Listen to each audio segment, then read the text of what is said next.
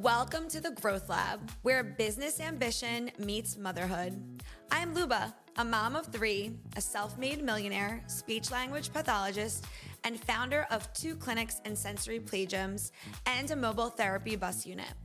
Join me each week as we dive into what it takes to grow successful business, balance family, and create real impact. I'll share my hard-won insights and bring on inspiring entrepreneurs with stories you won't want to miss. Let's turn dreams into action, build with purpose, and thrive on our own terms. Welcome to the Growth Lab. Let's build, scale, and thrive together. Let's get this party started.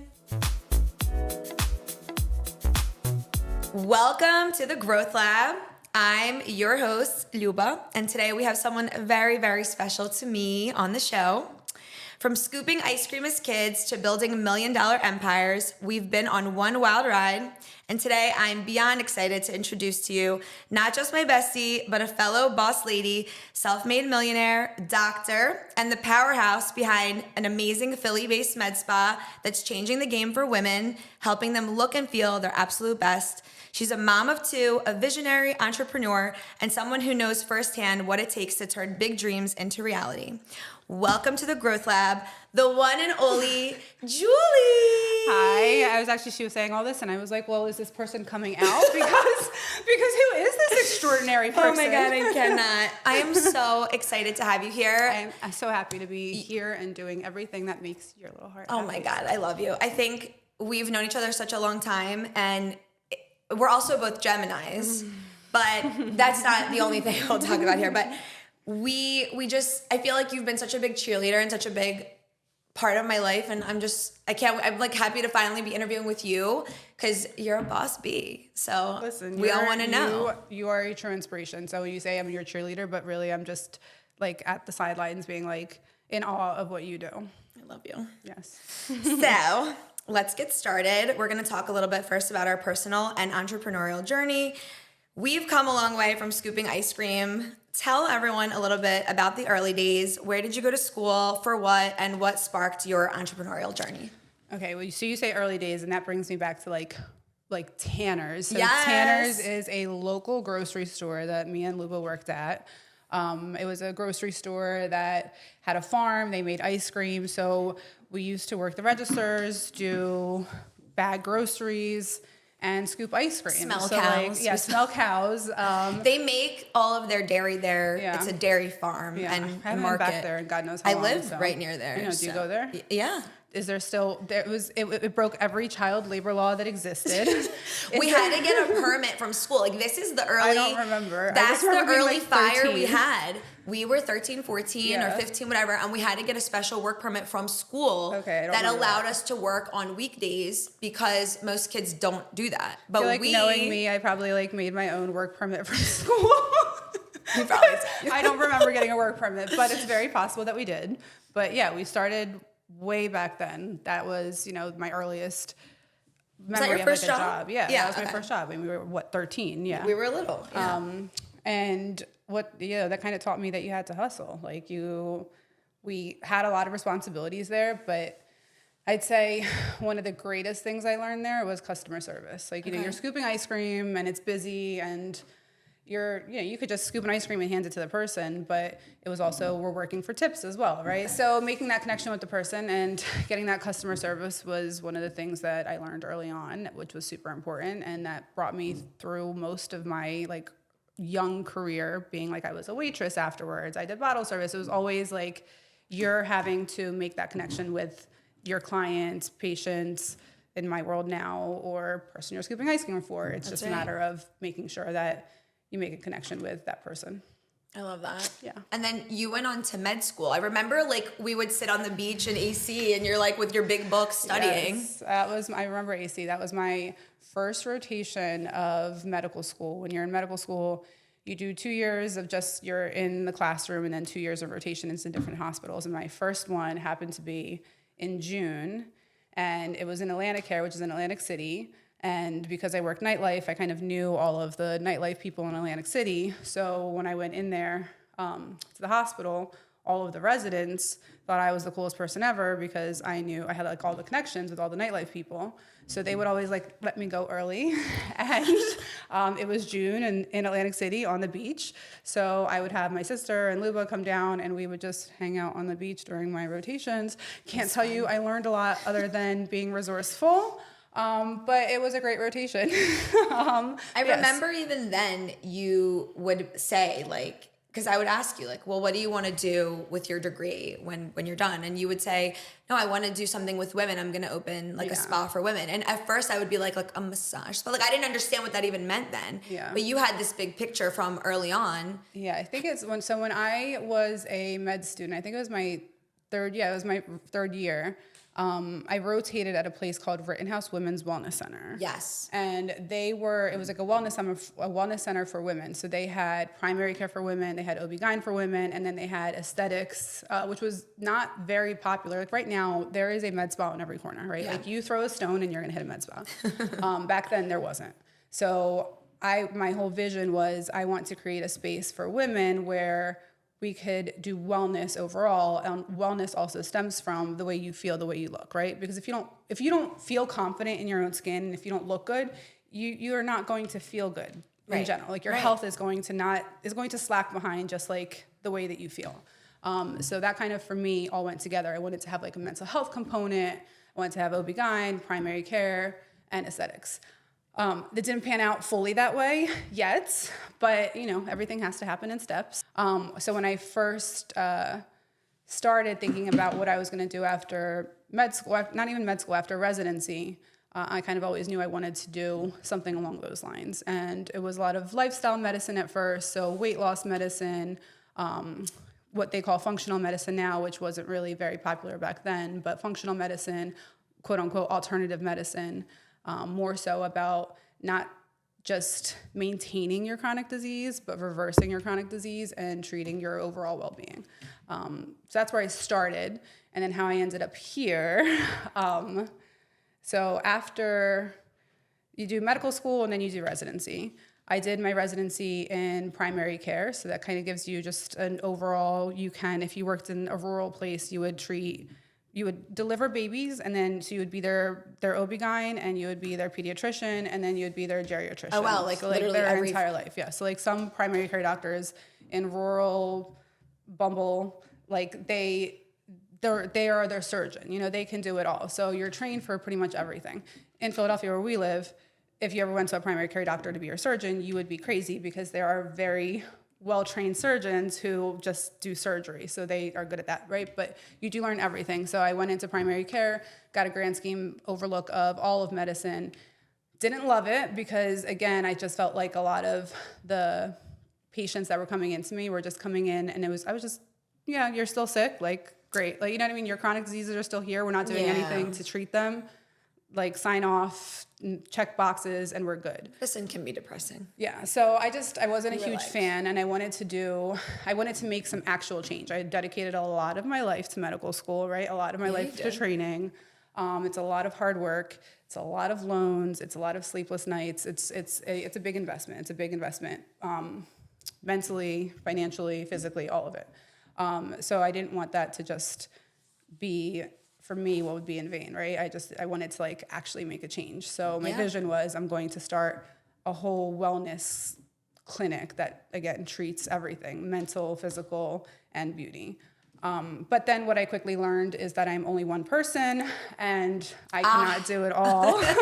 Not yet, right? I cannot do it all yet. So when I finished residency, I was going to work with, there was a physician he had an office in both the main line and in Bucks County, and they did weight loss. So weight loss medicine and more, I guess you could call it like a holistic approach to medicine. But I really wanted to learn more about obesity medicine so I can put that into my practice. I had already known and been doing injections. So Botox, fillers, we'll talk more about what exactly I do. But I had already been doing that and was very proficient in that, had a nice following in that. And the physician that I was going to work with in the main line and Bucks County was just doing weight loss. So the idea was I was going to bring my aesthetic knowledge to him. He was going to bring his weight loss knowledge to me. And I was going to pioneer the aesthetics portion of that. He was going to teach me the weight loss portion of that. Okay. And he was like on his way out. He was about to retire, like old enough to retire. I think he's still working, but good for him. But what I've learned with that was that it was just, I couldn't be in 9 places at once. I couldn't be in the main line in Bucks County, in the city. Yeah. I couldn't be excelling in aesthetics and also doing weight loss and also doing like functional medicine. So I said, let me start the aesthetics portion of it. Once I can build the aesthetics portion of it myself, we'll join. And the aesthetics portion of it took off so much. And when I say the aesthetics, I mean more so the med spa portion of it took off so much that I just never really had the opportunity to start doing the rest of it. Yeah. Thank God, though. Yeah, no, it's a blessing, but I will tell you, I will get back to it because then, life happens and then kids happen and I had to put a lot of everything on hold. And here I am now, done having babies. Woo! Yes. She has a little baby girl at home. Yes, I have a 3.5-year-old and a 4-month-old. So things are crazy. That takes us right into our next question, actually. Yes. That being a mom of 2 and running a business is absolutely no joke. I personally know. So talk a little bit about how you are learning to balance it all right now. Yeah, you have to delegate. Like there's when they say it takes a village. Oh yeah. It takes a village.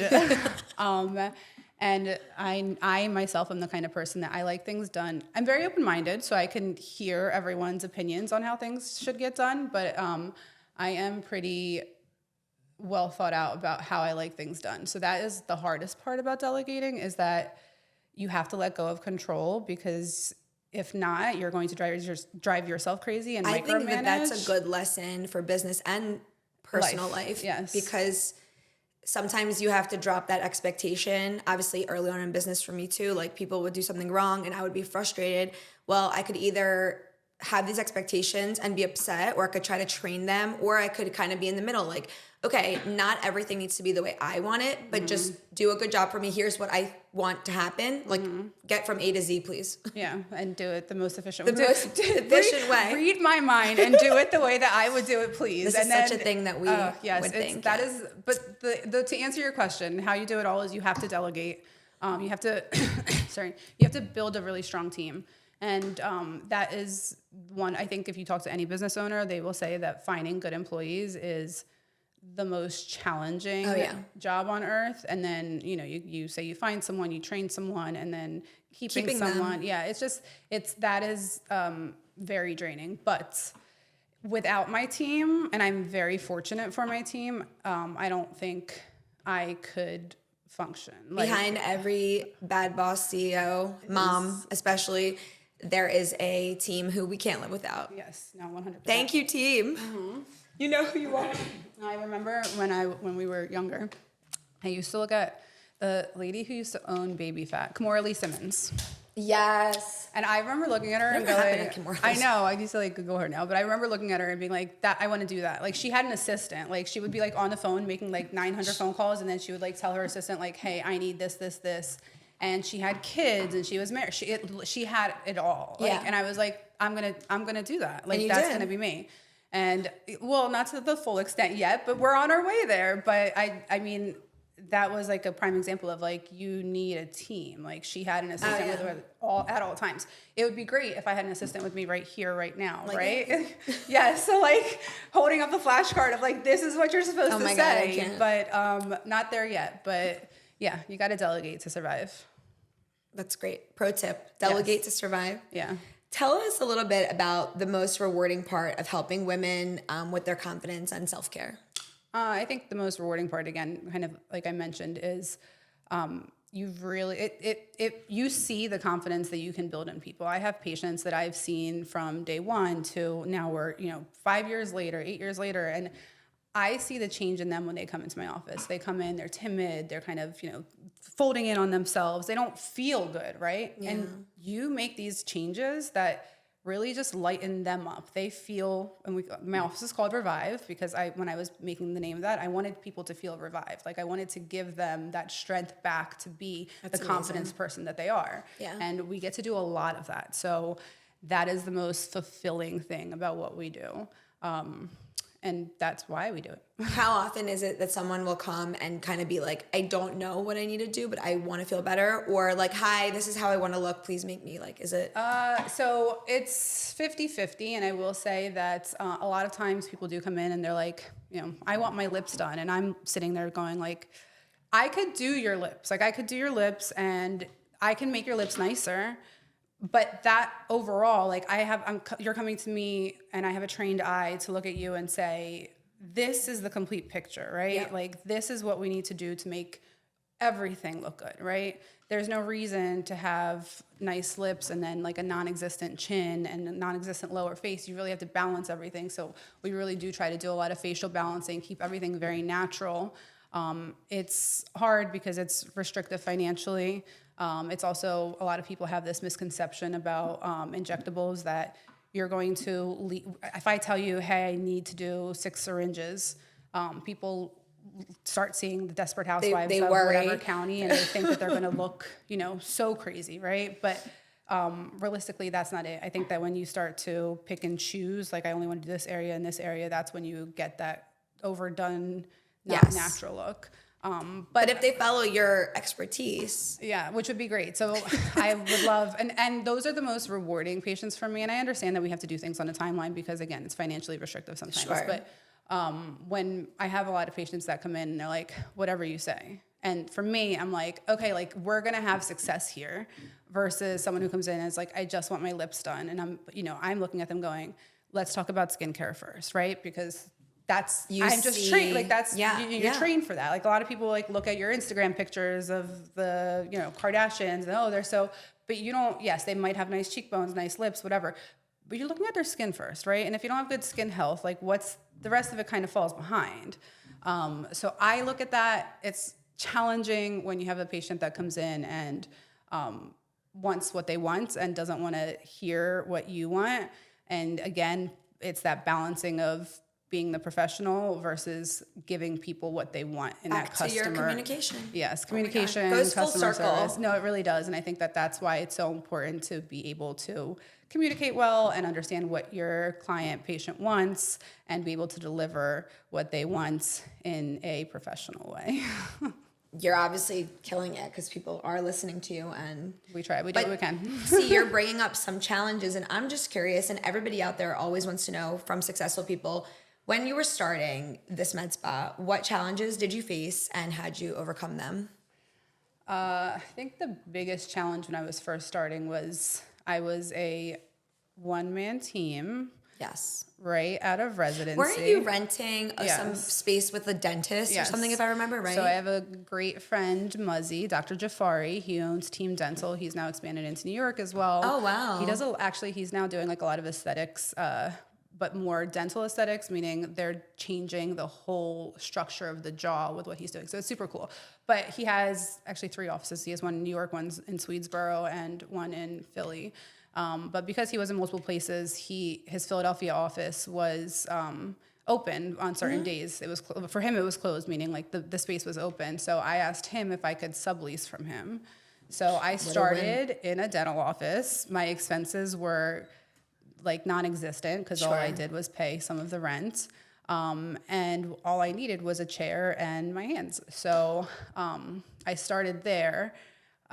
Actually, I had friends come in to pretend to be my front desk. So when I started getting new clients that weren't just friends, I wanted to make it seem professional, right? So I didn't want to be I'm in the back injecting someone and I hear someone come in and then you're like, wait, do I go greet the person at the front? But the sheer fact that you were already able to recognize that just shows how dedicated you were to your business because you wanted that presentability. You knew you were talented at your craft. But what about the business part? Who's greeting my staff? So your wheels were already turning so early. No, always. I mean, and I will tell you, this is when you say like, what is the biggest, even now with like the biggest struggle is like, I love injecting. Yeah.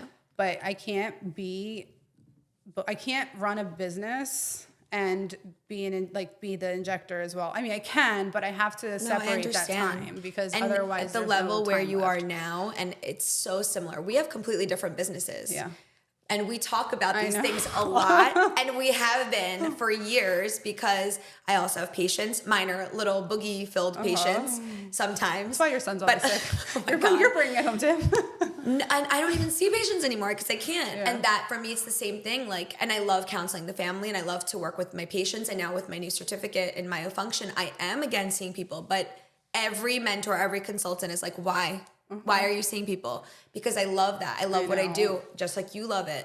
You want the result. It's your baby. Yeah. But where we are now, we really have to train and trust the team that's working for you to build you up, because you have to focus on, you're the visionary. Don't forget. But so is that the challenge for you?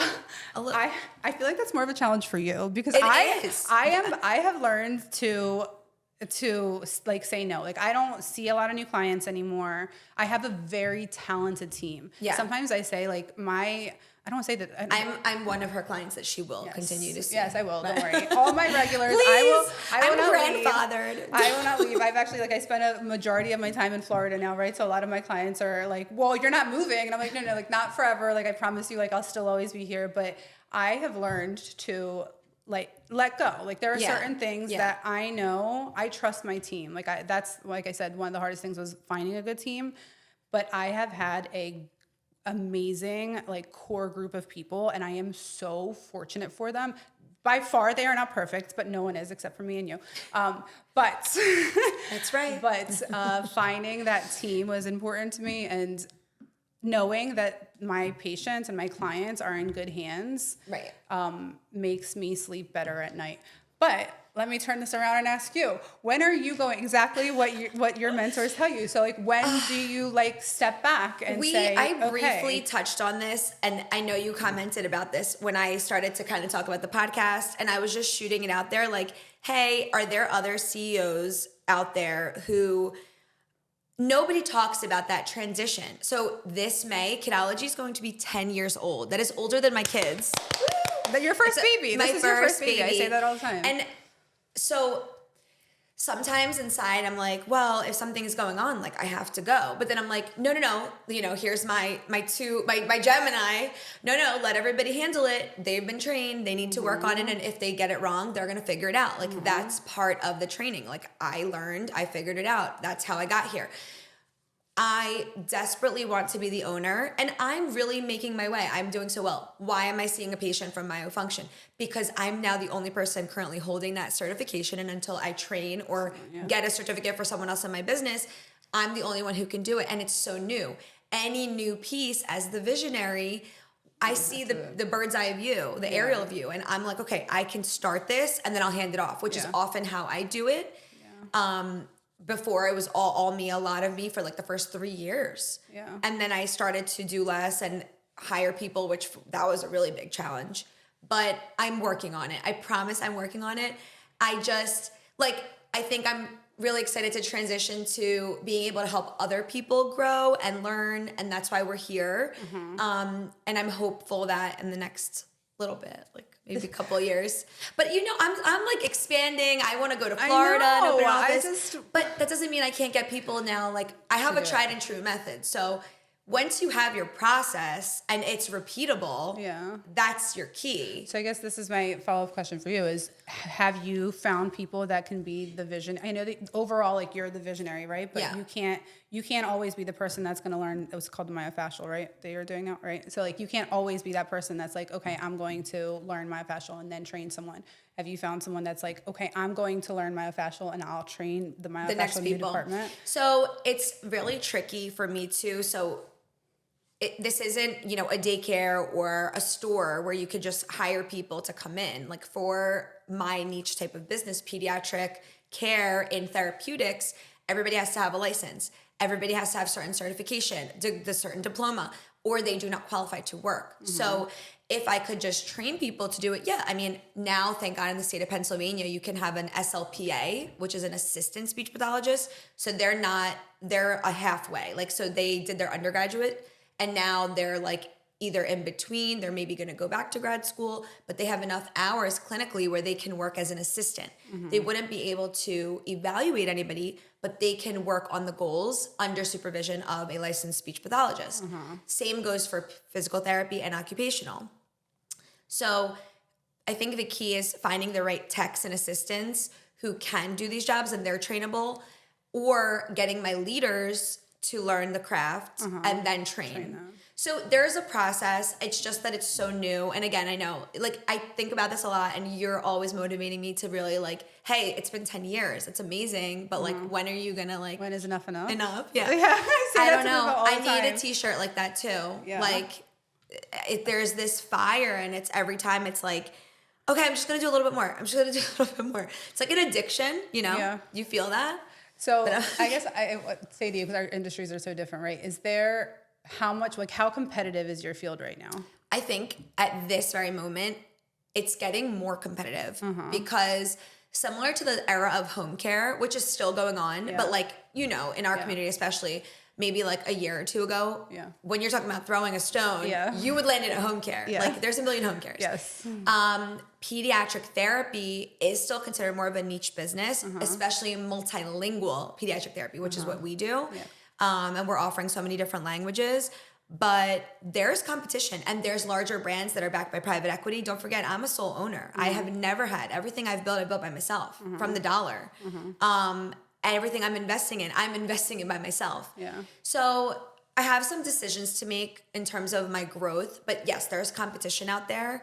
It's not as deep as yours, maybe. But in order to hire good professionals who are like-minded and want to be in my space, and we're selective too. We're not just going to take anybody. I've learned that along the way. I used to be more open, like, you have feet, let's go. Like, get started. But not everybody that goes to school for these fields is a good therapist. I had it in my heart. I needed the piece of paper. People... It's not like a mechanic where you're literally going and learning. You need to want to do it because my piece is so touchy to sensitivity, building rapport with families and children. But not everyone has it. It's competitive. And now when I'm looking around at like where I'm going to open my next offices and stuff, I'm noting that the larger companies are also looking there. But what I do have in my corner is that people are sometimes more likely, especially people who really care about their kid and will do everything, they're more likely to go with the boutique firm, the private firm like me, versus the big brand name. Because the big brand name just doesn't care as much. It's a factory. I'm not saying that I'm not rolling my wheels that way. It's a business. At the end of the day, it's a business. But I care a lot. And there was a time when I knew every single patient. Now with 600 plus patients, it's impossible. But I know a lot of families, and especially parents who reach out to me personally. You're lucky. You got me, and I will take you where you need to go.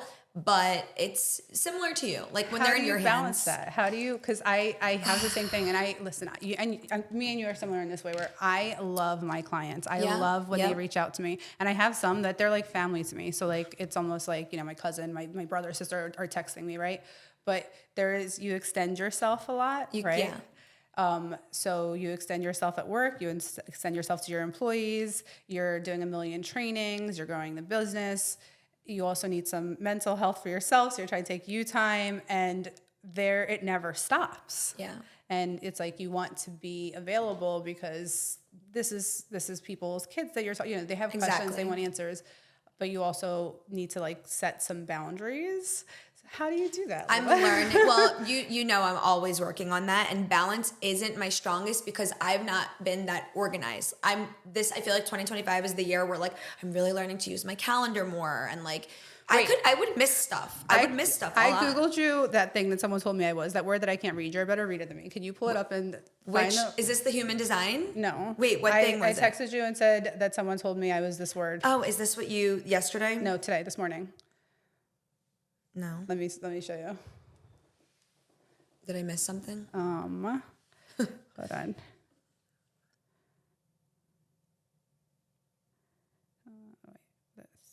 Okay, someone told me I can't say the words, you're gonna have to read it.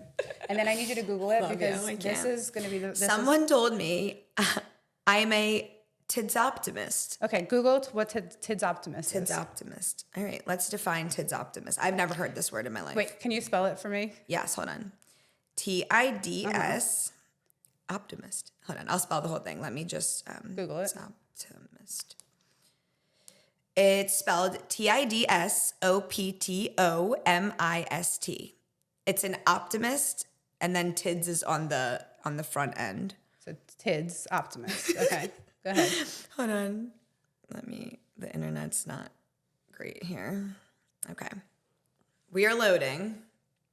This is the truest definition. A Tids optimist is a person who underestimates how long something takes and also overestimates how much time they have at their disposal. I'm like this too. Hold on. So they will often be late for appointments or rush things at the last minute, and this can create stress for themselves and others. Yes. I was this way. I still But am. I'm so proud of you today. I was on time. Oh my God. Did you like that? I was like, I'm so proud of you. No. Tids optimist. Wow. This is a new vocabulary word for me. This is it, because like this is the matter. Like I always feel like I have more time I want to do so much, and I always feel like I can do so much. And I'm like, oh, I'll do it. Like I'll do it all, but like there's only a limited amount of time, and there's only a limited amount of This stems back to our childhoods. I swear to God. Yeah. Think back to when you were going to a restaurant with your parents, literally, and they would start to tell me like 3 or 4 hours before, like start getting ready and be like, what are you talking about? Why would I start getting? Are you guys insane? I'm like laying there. I'm like, I got this. I'm good. Like, and then you're late. You have 4 hours and to get there. they're like sweating, yelling like, hurry up, we told you. And like that flustered insanity stayed with me. And I recently actually learned it's like this internal generational. So Julie and I are both immigrants. We come from immigrant families. We're no longer immigrants, but we come from here. We're here for good now. We came off the boat. Our feet are still wet. Yes. I was just taught this because I'm working to not do this. And it all fits into this word. Because we come from generations of people who literally had nothing, it's embedded in our soul to like live this like strange, chaotic struggle. You're like just figuring it out and go. If you could train yourself to scale that back. Okay. And this is women math. Like if you've ever watched those like funny videos, you got to be somewhere at 2:00. And then she starts to be like, okay, well, I have to go to the grocery store. I have to take a shower. I have to do, and before you know it, you're literally like getting started. You have to start your day at 7 a.m. Forget 7. I thought you were going to say like you have to start your day at like 1 a.m. Yeah, yes, you literally have to start at 7. Otherwise, you will not make it because there's so many things to do in the middle, and then something will come up, and then something is not going to work, and you have to figure something out. You have to allot yourself enough time, and I think that I finally like turned that on. Let alone the schedule. So how do you do that? Tell me, because I'm still not there. I just start earlier, even like. So you start earlier, which means that you're now. I set an alarm. Number one, my sleep sucks. I have a 3-year-old who kicks me at night, and it's like bananas right now. But sometimes I escape to his room and have a peaceful night, or he goes to somewhere. I don't really know. But for me, especially because I tend to fall into that chaoticness. If I don't, I literally have to map out my day. And I've started to kind of like build my schedule day by day. So if I have a busy day, like I set several alerts for today from the last time I knew that this was booked, that like I would have to be showered and leaving at X time because it takes me so long to get there, and I have to leave like 20 minutes in case there's traffic or whatever. Like you have to plan ahead. If you don't plan ahead, you can't be successful. It's the same for your business. When you're like, okay, well, we're going to be bringing on, X amount of people to work. Oh, well, I'm not going to have enough clients then. No, you're still going to bring them because guess what? One client's going to come. They're going to tell somebody, and now 3 people are coming. Before you know it, you're full. Yeah. And now you need more people. Yeah. You're planning ahead. It's just that way in business. In your daily life and routine, especially now with 2 kids, when you have to get all that stuff out of the house, you need to be getting ready 4 hours in advance. Yeah. Really, if you're going to be real with yourself, there's no other way. I'm still figuring out the balance struggle. I have 3 kids. They're all different ages, genders, different activities. The amount of stuff to remember, if it's not written, it doesn't exist. Yeah. It has to be planned, scheduled, written. And for me also, like really cleansing my aura, like I can get a little messy. I have corners. My husband hates my corners. People come in, they're like, oh, like, what is all that? It's not it's not even my stuff half the time. It's stuff that because I'm hoarding, I have this, God forbid I'm going to need it. I don't know when I'm going to need my son's drawing of a dinosaur, but hey, like you never know. Yeah. I keep stuff I feel bad throwing things out that my kids made. But now I've learned, like, if I piled up for a couple of weeks and nobody's looking, I quickly throw it out. Fiona will catch me. She'll be like, why'd you throw that away? Fiona, I love everything you made. I'm making a scrapbook. That one we didn't need. I have like little bins for them. I do. But I need even more help with this because I hold on to stuff. That is my thing. And it clogs me up. And then I'm late to stuff because I'm busy looking at something. I'm telling you, it all goes together. So I'm also figuring it out. And I think that really organizing and structuring yourself and balancing it is evolving as a person every day. Like, as long as you're like continuing to work on yourself, you'll get there, right? I mean, that's what I think. Remember me and you went to Tony Robbins? Yes. Okay, which was the whole... What a wild That's a whole time. other experience. But I remember when we were going there, my goal in that was to force myself to get out of bed, like the second I woke up and start my day. That was your piece. That was my piece. I still haven't done it. How long did we go? Oh my God, I think like 2 years ago. Yeah, 3 years ago. Do you have an alarm in the morning? I mean, I have a child. So Okay, well, so what time does your first child get up? The one that goes to daycare. No, wakes up at, well, my nanny wakes him up, right? So Luba wakes him up at 7. But I usually go downstairs and brush his hair because he has the cutest little curls. He has the cutest curly hair. Oh my God, he's the cutest kid on earth. But so I usually do his hair. So I go down at like 7:45. Is the baby sleeping at that? Sasha sleeps till 8. Okay, so she's on her schedule. Yeah, and Luba takes care of Sasha. So you're at the luxury where you don't really need a very, very set schedule. Yes. But if you want to pursue this organized life that you want, you're still gonna have to set it for yourself. I know, but here's the thing, right? So I know the second I open my eyes, the second I get out of bed and go into the outside of my room into the real world, I can no longer take a second to myself. Yeah. I can't. I'm pulled in 900 different directions all day long. Do you have like a day off that's just for you? Yes. Like today's my day off. Am I off? Right. But this is what I mean. You're like, do you have a day off? And I'm like, yeah, I have a day off. Here's our day off. Right. But like on my days off, like I'm still doing things. I'm still getting pulled in 900 different directions. Yeah. So I cherish my time in the morning in bed when no one bothers me. Yep. But sometimes I'll extend it more than I should. And I still haven't gotten good to be like, okay, like Julie, at 8 o'clock, like you have to get out of bed and start doing the things that you want to do. As long as you're not missing anything or like putting people in a compromising position by like being late or not being there, like that's where it's bad. But if really it's like for your own well-being, and right now you're such a new mommy again for the baby, like you need that time to yourself. Yeah. Flash forward, if you like opened a new clinic and people are sitting there waiting for you and you're like not coming, I would be concerned and be like, okay. I'm good at when I have somewhere to be with someone like me and you. We had an appointment. I knew I wasn't going to be late here because I hate when people have to wait for me. I think someone once told me like when you're on time, you're late, right? Because like you only have 1 minute to be on time, and after that 1 minute, you are late. So like you have to be early because otherwise you're late. And in my professional career, I go by that very much so. Things like when I have a gym class, right? Like I know that I could still, and I try to come on time and I'm pretty good about it, but I know if I'm 5 minutes late, like the class will go on without me and it'll be fine. If I had a professional trainer, I hate coming to Pilates late. Then I miss the leg stretch. So Pilates is different. I mean, if I'm doing a HIIT class, right, where like everyone kind of starts without me, it's not like totally dark, and I can get in, and it's not like I'm like late. I miss like maybe the warm up, right? But if it's someone is waiting for me, or I am like the center. If I was with a personal trainer who was waiting for me at the gym to start, then you would be there. I would be on time because I respect people's time.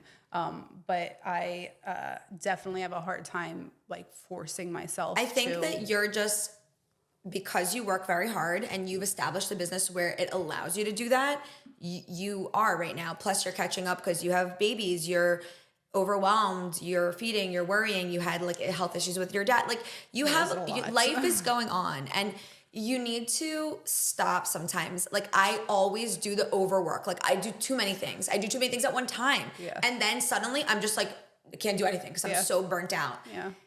But because I have my own business that I've been able to establish, if I really needed a day off to just shut off, I would tell everybody, I'm done. I need to like sleep today. Yeah. It doesn't happen often, but I'm saying like, don't beat yourself up. Yeah. This is your moment right now.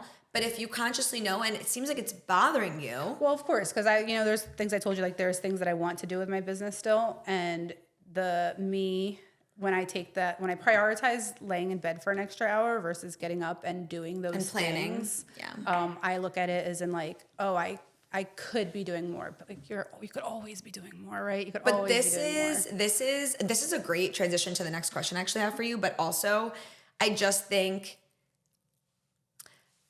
in typical nature of the way I am, of the way you are, if it was the time, you would just like put on your big boy pants and you would do it. Yeah. So just, don't be so hard on yourself. Yeah, my big boy pants are not here yet, right? Like I still sometimes you're still in your little. Yes, I'm still enjoying the mommy time with myself. So let's talk a little bit about money and mindset.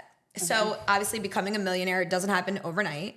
Tell me some of the biggest money mindset shifts that you had to make. And, we talked a little bit about this transitioning from like working in the business to on the business and really being like a worker in the company to the owner of the company. Yeah. So tell me a little bit about the way you've had to change your thinking. Yeah. It's a great question, right? I think that's what we kind of talked about, right? So we're first generation here, for immigrants to this country, right? And I'm pretty sure the majority of us have kind of started with nothing, right? Yeah. So I have a very like survival mentality because that's just how I was raised. Like I didn't have a lot. So like it was always like we're just barely getting by. Yep. So I'm always trying to like save money, right?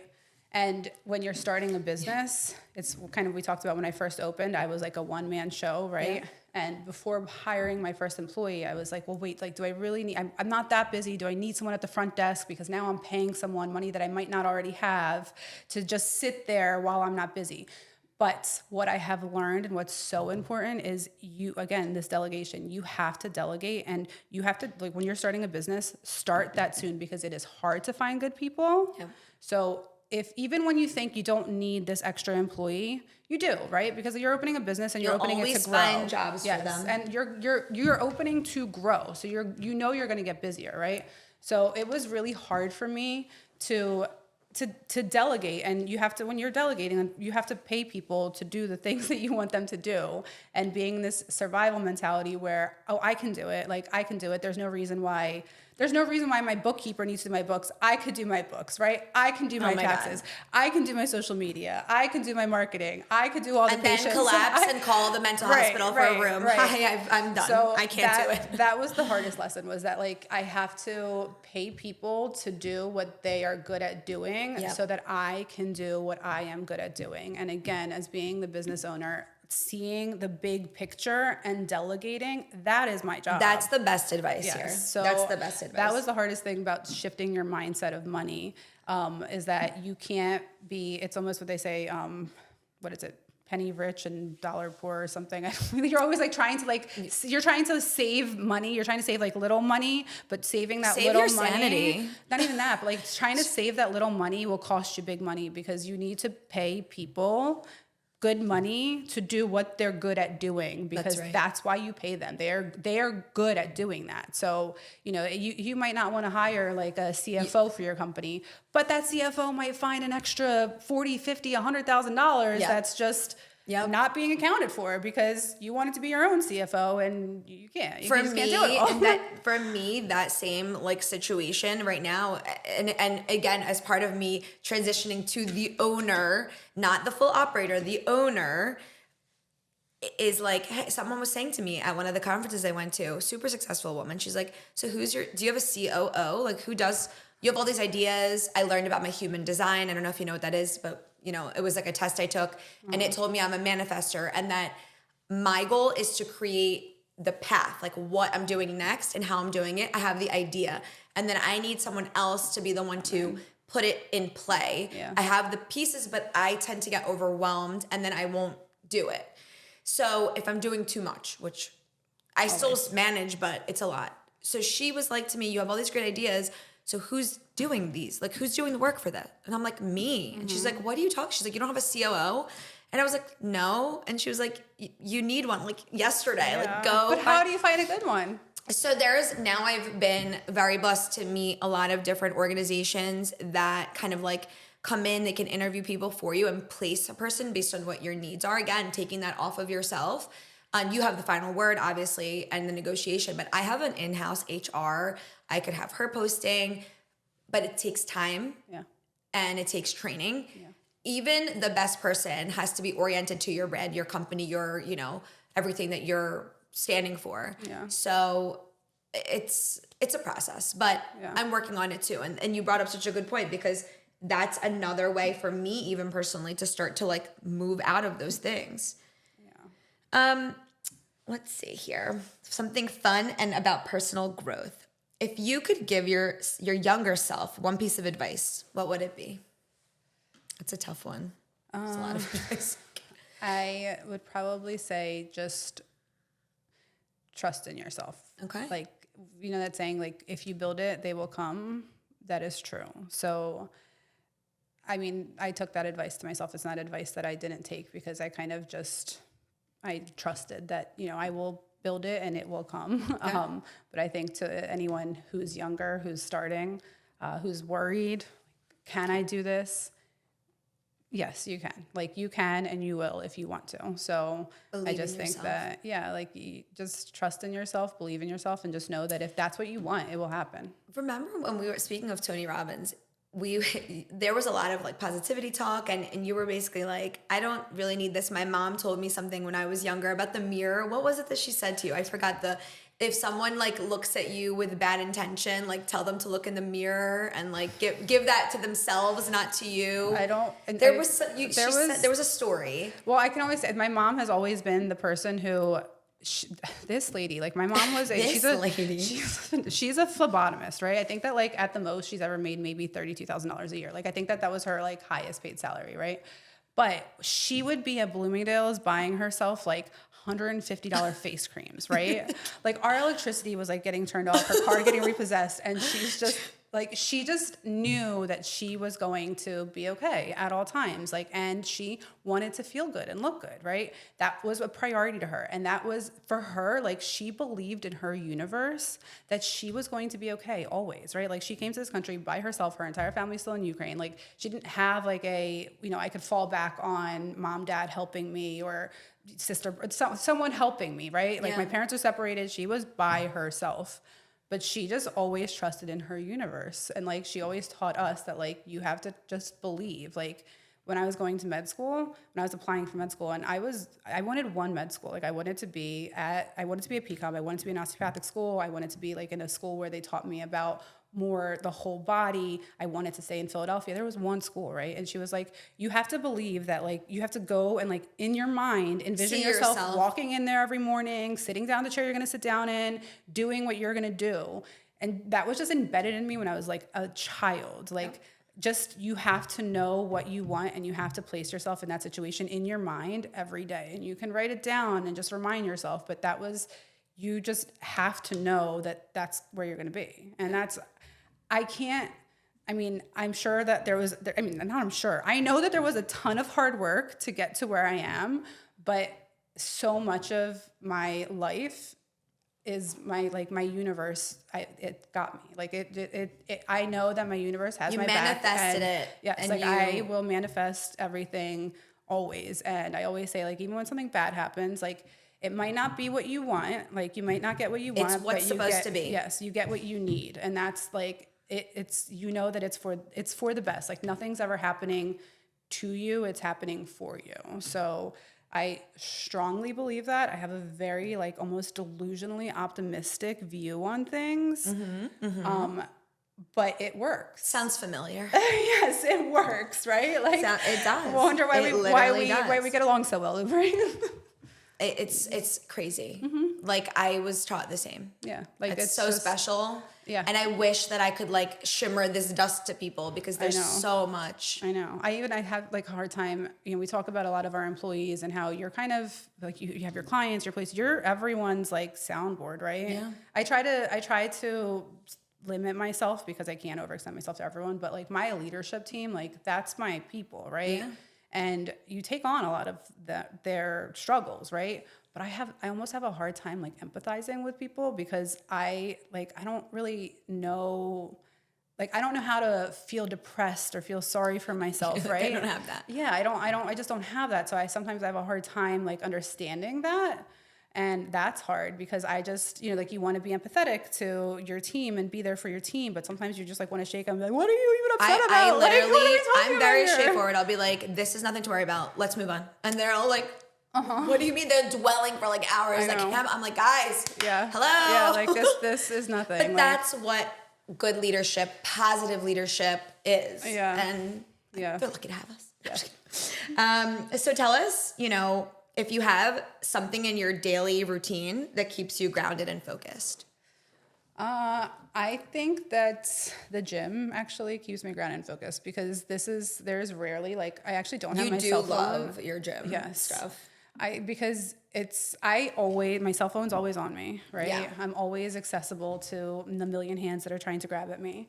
When I go to the gym, I leave my phone because I'm in a gym class, right? I put my phone away. I usually don't have my iWatch on. Like I am where I am, and now I'm in gym classes, so I don't even have like earpods on, listening to music, which I love because if I did, then you would just be in your own I'd be distracted. Tune, yeah. Well, no, like if I had my phone listening to earpods, like listening to something, it tells you someone's calling. Someone's or whatever. calling me, someone's texting me. Like it would just be such a distraction. Like when I go to my gym class, like my phone's away. I'm listening to the music that they're playing, and I try to get better at this. Sometimes I am in my own mind while I'm in the gym, like just like working in my mind. Mm-hmm. But I really I haven't been as good as I was in the past, but the gym was the place that I could disconnect and just be with myself at the gym in what I'm doing, which to me is important.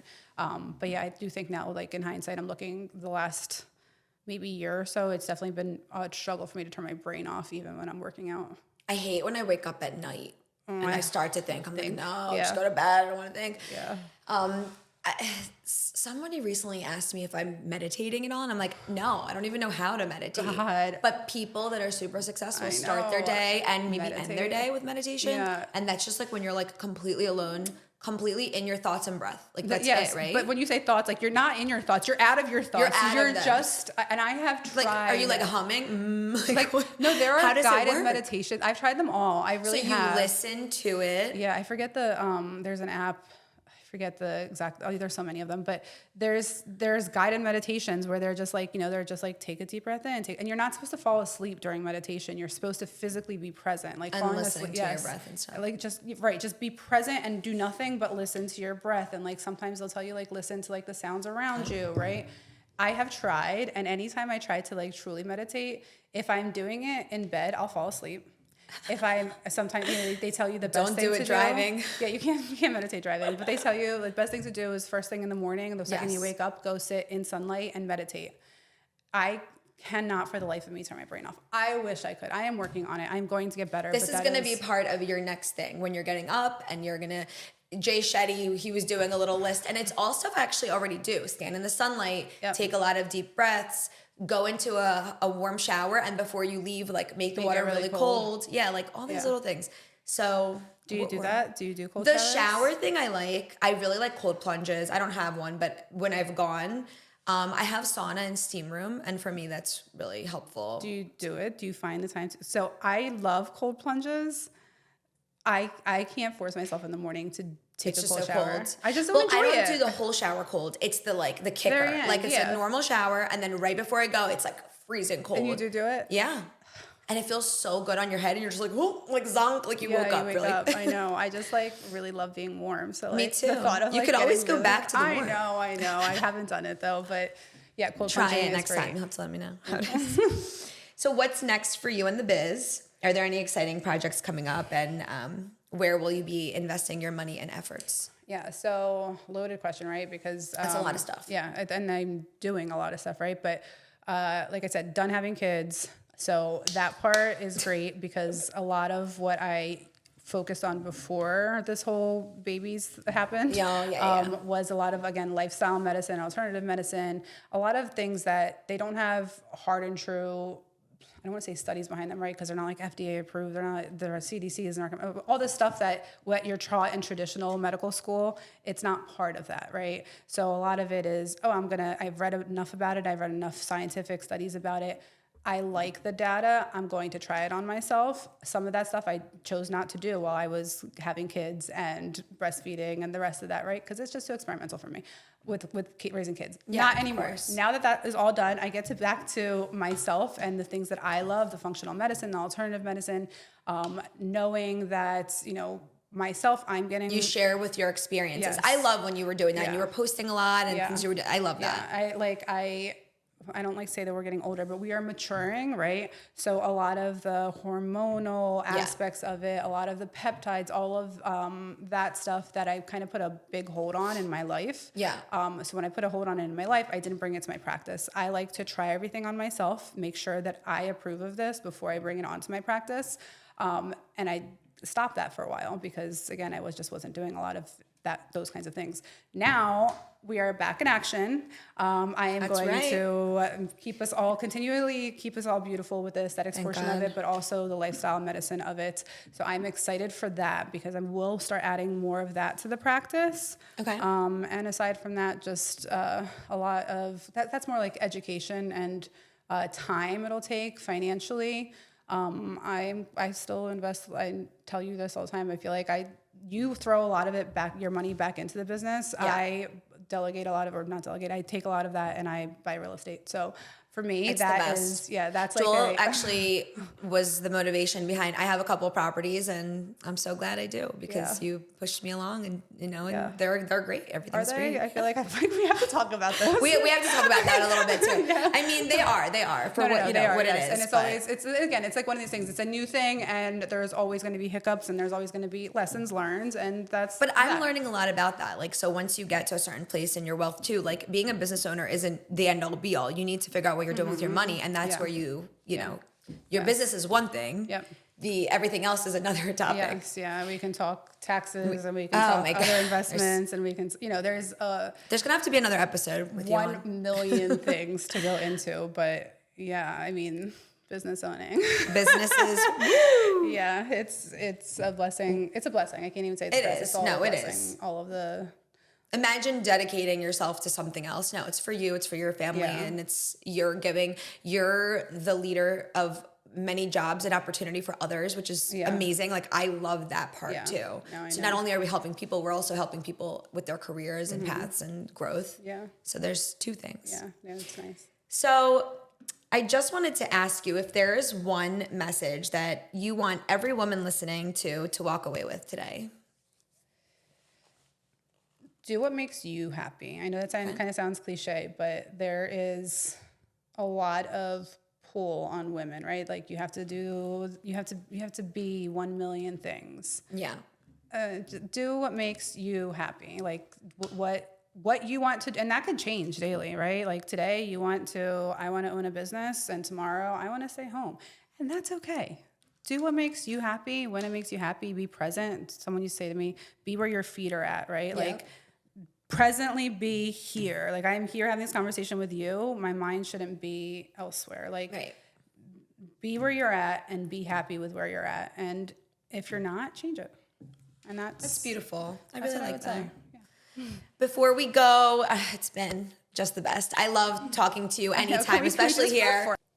So where can people find you and your social media, your website? Shout it out for us. Yeah, so I am Revive Med Philadelphia. If you Google Revive Med Philly, you'll see us there. If you go online and do revivephilly.com, you can find us there. Our social media, and we do a lot of posting on social media. We're pretty active, education and our before and afters. They show all the stuff that they're trying before you try. Yeah, it's great. I mean, we have a lot of information on there, and that's at Revive Med Philly. So REVIVE Med and then Philly. So follow us there. We are in Northern Liberties in Philadelphia, which is very easy to get to because we're not in the parking. Middle. Yeah, I always say people are turned away because if you're not from the city, you're turned away because you're like, oh, I don't like to go into the city.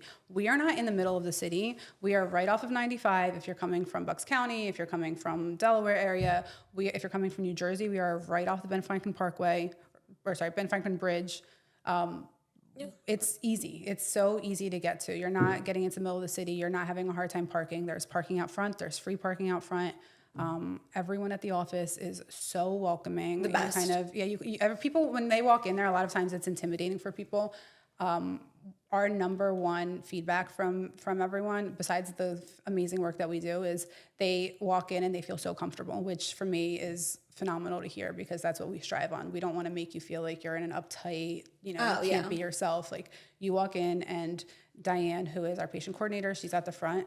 Everyone's fairy godmother. She is just like, she just comes in, she sparkles her little glitter on everyone. She makes everyone feel special. She is phenomenal. Our entire team does such a good job of making everyone feel comfortable. So if you're ever in the area and you just want to pop in and say hello, we do offer free consults. So we do free skincare consults and we do free injectable consults. I don't know how much longer they're going to be free, so take advantage of them while you can. But yeah, follow us, Instagram, Revive Med Philly. Check us out online, revivephilly.com. Or if you're in Northern Liberties, pop right in. Thank you so much. This was amazing. And I think we're definitely gonna have another episode, because there's just so much wisdom here. Let's do it. Some positive, Luba driven wisdom. You're just keep wanting to do more and more things. I can't stop. I know. I'm like, can we go to the beach? Can we go to the beach and relax? Oh my Can we do this God. on the beach?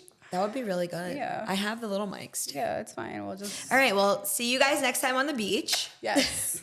Thanks for listening. Give us a like, give us a shout. Let us know what you like today and what else you want to hear about. And thanks for tuning in to the Growth Lab podcast. Yep. Thanks, guys. And again, if you guys have any questions about anything that we've talked about, you could always message us on Instagram. I check our messages. One of the million things I do. I check our messages so I can get back to you. I love that you still check them. Let's blow kiss you.